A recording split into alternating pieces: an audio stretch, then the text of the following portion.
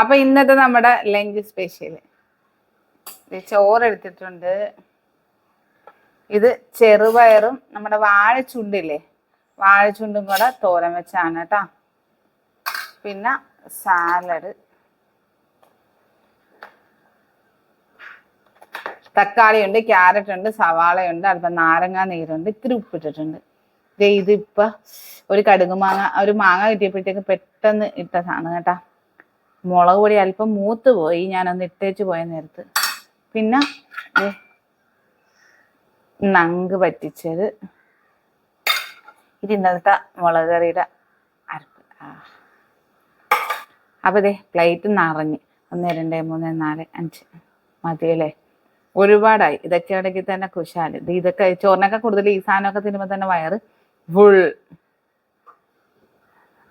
അപ്പൊ ഇന്നത്തെ നമ്മുടെ സ്പെഷ്യൽ ഇങ്ങനെയാണ് കേട്ടാ.